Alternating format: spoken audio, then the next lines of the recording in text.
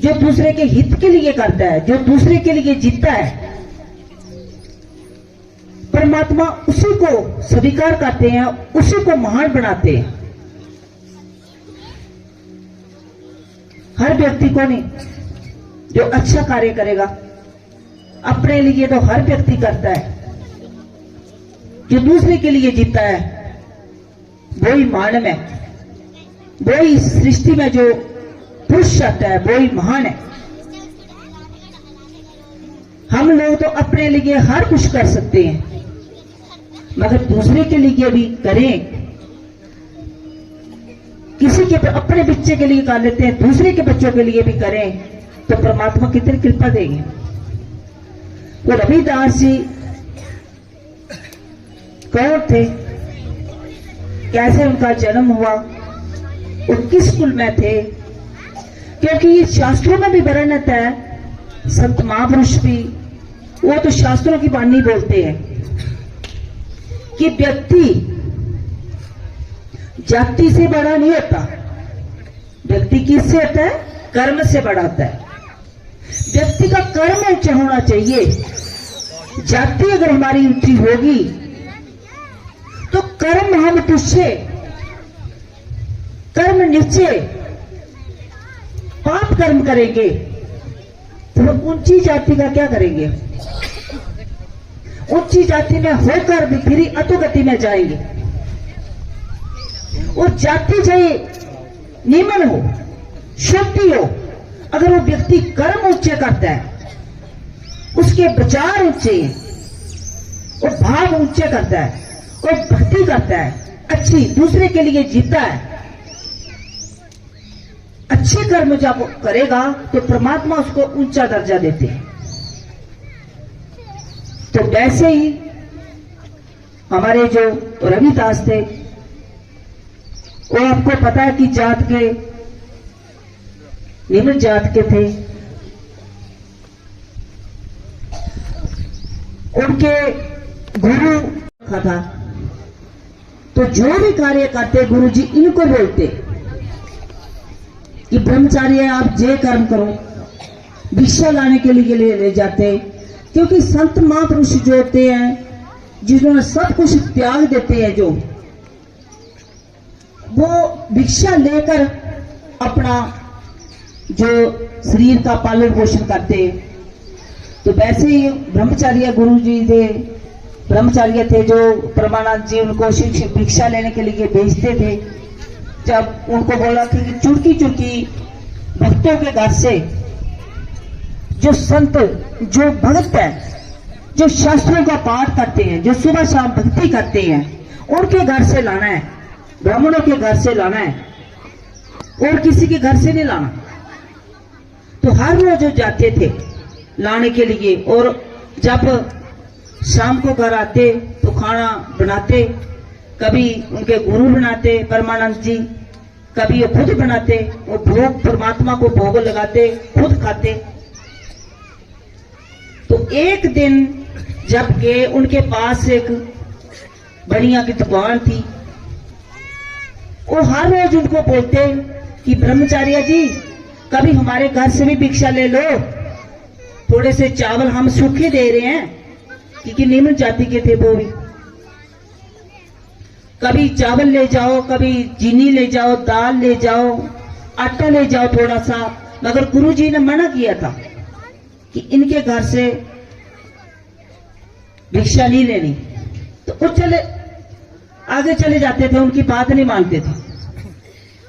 मगर एक दिन जब बारिश लगी थी, बहुत ज्यादा बारिश लगी थी, तो जा ही रहे थे आगे की उनकी दुकान के बाहर ही उनको स्लिप हुए तो गिर गए तो बढ़िया के लड़के ने उनको उठाया और बोला बारिश इतनी लगी है, कहाँ जा रही हो आप? बोला भिक्षा लेने के लिए।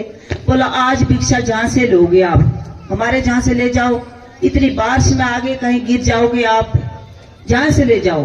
तो भूल गया कि गुरु जी ने क्या मुझे बोला है, गुरु जी की बात का उल्लंघन किया, गुरु जी का कहना और उसने नहीं माना,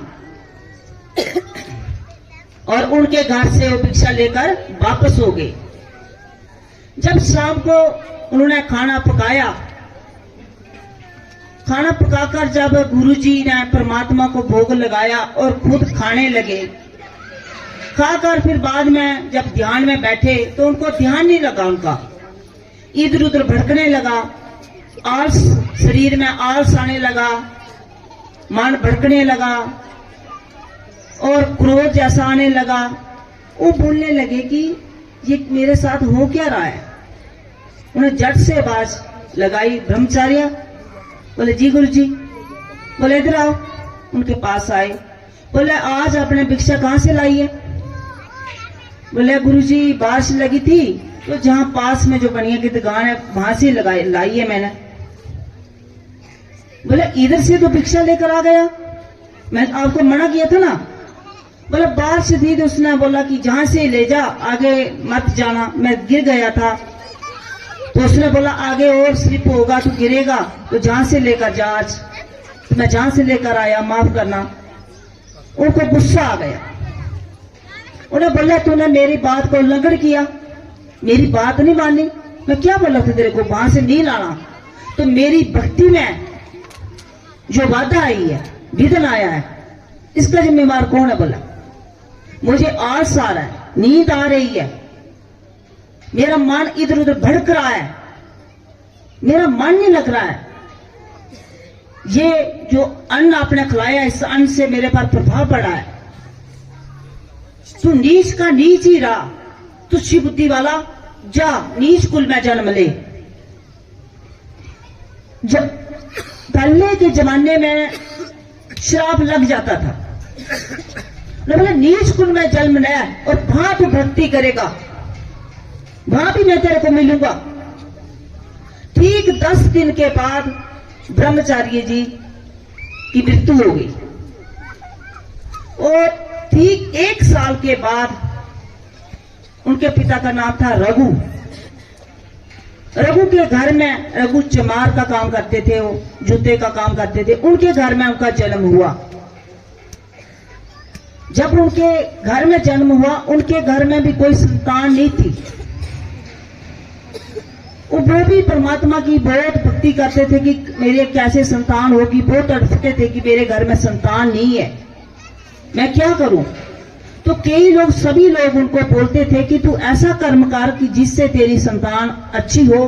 तू साधु संतों को क्यों नहीं दान देता, उनको थोड़ा सा दान कर, फिर तेरे घर देखना उनकी कृपा से संतान होगी, अवश्य होगी। उसने बोला मगर मैं निम्न जाति का हूं, मेरे घर से कोई दान लेता ही नहीं है, कैसे साधु संत लेंगे नहीं। बोले तो कोशिश कर। तो उसने उस बनिया के साथ बात की थी, जो दुकानदार था, जो उनकी कुटिया के पास में ही था। उसने बोला कि बनिया तू जितने भी पैसे लेने हैं मेरे से ले ले, मगर उन संतों को ये मेरे घर का जो अन्न है उनको पक्का खिलाना। उनको दिया था, बनिया वाली दुकान को दिया था। तो वो ही अन्न उसने ब्रह्मचार्य को दिया था और गुरु जी ने वो खाया। तो गुरु जी ने फिर ध्यान लगाकर देखा, जब खाना खाया तो मेरा मन नहीं लग रहा है, आलस आ रहा है। तो ध्यान त्रिकालदर्शी थे, वो ध्यान लगाकर देखा कि ये अन्न आया कहां से। उसके बाद में ब्रह्मचारियों को पूछा कि कैसे घर का, कौन से घर का अन्न है कि जो मेरे तपस्या में विघ्न डाल रहा है।